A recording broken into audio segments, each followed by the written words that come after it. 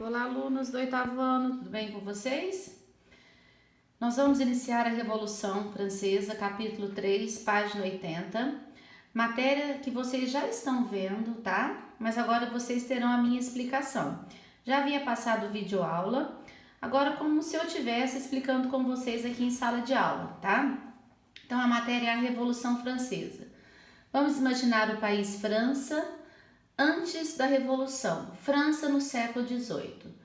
Nessa época, a França vivia um período de extrema injustiça social, vivia as bases do antigo regime, que era o absolutismo monárquico, né, aquele poder absolutista na mão do rei, vivia o mercantilismo, vivia baseado numa sociedade estamental. Como é que era a sociedade na França mesmo?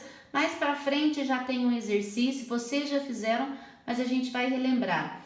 Existia o primeiro estado, que era formado pelo clero, o segundo estado, que era formado pela nobreza, e o terceiro estado, que era formado pela burguesia, pelos camponeses, pelos artesãos, pelos comerciantes e pelos sans-culottes. Esse terceiro estado era formado por praticamente 97% da população, e eles que eram obrigados a manter os privilégios do primeiro e do segundo estado. Eles que pagavam os impostos, o primeiro e o segundo estado, eles eram isentos de impostos, ou seja, não pagavam imposto. Então vocês já estão imaginando que havia uma desigualdade muito grande em relação a essa sociedade. E nessa época, já havia a influência de ideias iluministas que criticavam esse antigo regime. Já tinha acontecido o iluminismo, que nós também já estudamos, que criticavam o absolutismo e a intolerância da igreja. Isso fez com que esse terceiro estado, que sustentava o país, iniciasse um movimento de rebeldia. Mas a gente vai entender por que esse terceiro estado iniciou esse movimento de rebeldia. Então a gente vai virar um pouquinho a página, vocês vão continuar acompanhando comigo aqui, tá? Aqui nessa página tá mostrando como que era a formação do primeiro, segundo estado e o terceiro. Tem os exercícios que vocês já fizeram, as causas da revolução, que também já tem os exercícios. Aqui a gente vai passar para as etapas da revolução. Devido a esses problemas que estavam acontecendo, o monarca na época, Luís XVI, convocou a Assembleia dos Estados, de Notáveis, reunindo representantes da nobreza e do alto clero para convencê-los da necessidade de pagar impostos. Imagina que o primeiro e o segundo estado aceitou isso. Eles se recusaram e fez com que o rei convocasse os estados gerais e os representantes dos três estados. Só que era por cabeça, não era por número de pessoas. Então, o primeiro e o segundo estado sempre se aliava ao terceiro, ou seja, a decisão do primeiro e do segundo estado sempre ganhava em relação ao terceiro. E o terceiro estado dizia o quê? Que deveria ser por número de pessoas e não por número de estado. Isso gerou uma confusão. Juntando a isso, essas ideias fez com que o ódio e a raiva, vamos dizer assim, iniciasse um estopim da guerra, quando foi essa convocação dos estados gerais.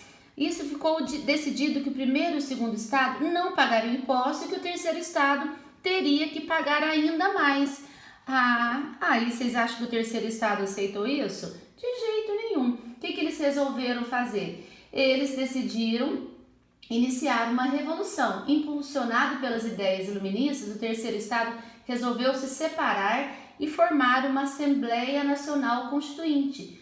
Eles queriam o quê? Acabar com a monarquia. Então nós podemos, aqui ó, Assembleia Nacional Constituinte. Ou seja, a gente considera que foi o primeiro passo da revolução. Nessa época, logo em seguida, eles fizeram uma grande... Aqui tem um exercício que vocês também acho que já fizeram, né? Eles iniciaram um movimento, um motim, que foi a queda da Bastilha. No dia 14 de julho, eles resolveram derrubar Bastilha. Era uma prisão onde o rei Luís XIV, né, tanto 14, 15, 16, prendia os seus opositores. Eles destruíram Bastilha. Então isso foi um marco muito importante para a Revolução. A partir de agora, embora o rei mantivesse no cargo, ele não teria mais controle político, porque o país seria governado pela Assembleia Constituinte. Então foi um período que os revoltosos agora agiam contra a França, massacrando nobres e tomando todos os seus bens. Assim, em agosto de 1789, a Assembleia Nacional decretou o fim dos direitos senhoriais sobre os camponeses e dos privilégios tributários do clero e da nobreza, extinguindo o regime feudal na França. Olha só como que foi.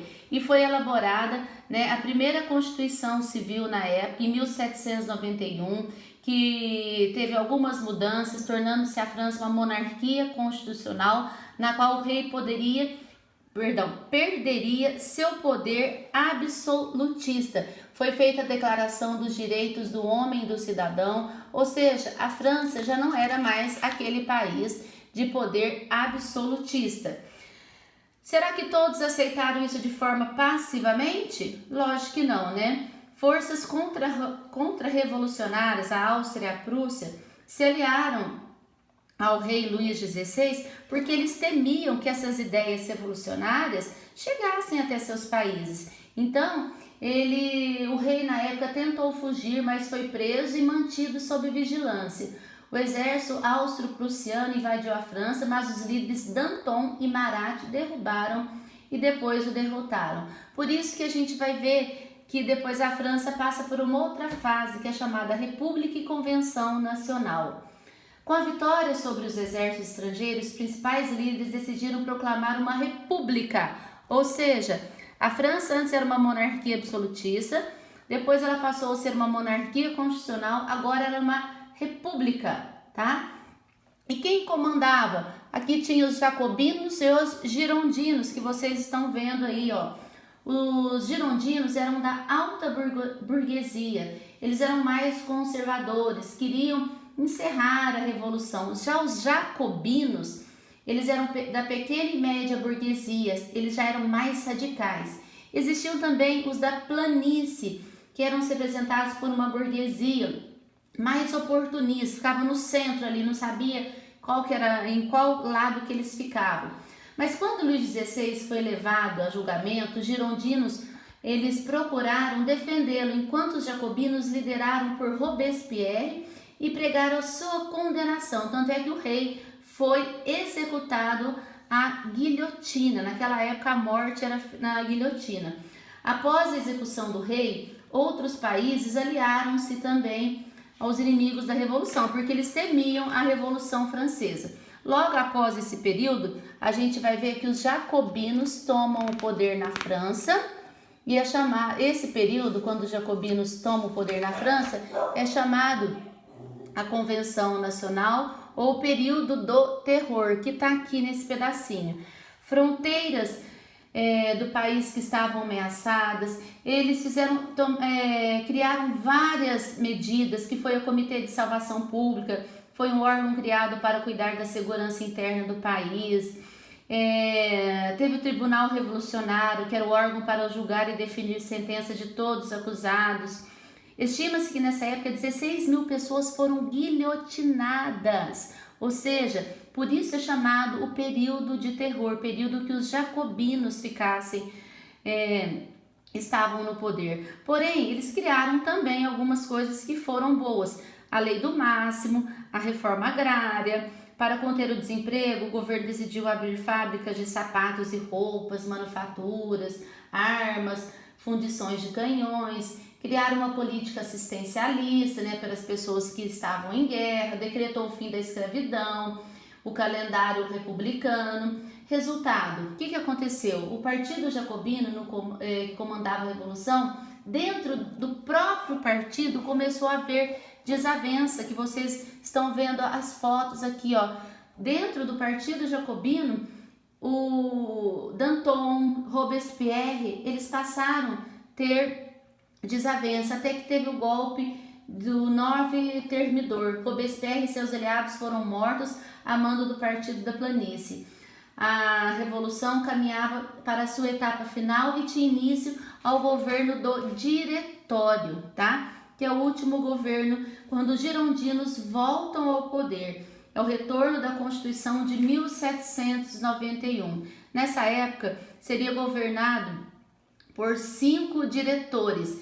E a gente consegue entender que nessa época também aparece Napoleão Bonaparte, que foi um militar que lutou durante as guerras, e nem os girondinos e jacobinos conseguem responder aos problemas da França. Nessa época, a alta burguesia apoiaram o golpe de 18 de Brumário, no qual Napoleão Bonaparte inicia o seu projeto como grande líder da França. Então, nós podemos dividir as fases da Revolução Francesa em Assembleia Nacional, a Monarquia Constitucional, a Convenção Nacional e o Diretório. Então, a Revolução passou por essas fases, tá? Desde a época da França absolutista até a França que vai até o Diretório, quando nós temos Napoleão Bonaparte como líder francês, que depois a gente vai iniciar a Era Napoleônica, que será a próxima matéria, tá bom? Agora, eu já tinha passado uma videoaula para vocês, a gente vai terminar os exercícios e qualquer dúvida é só me perguntar, ok, galera? Um abraço!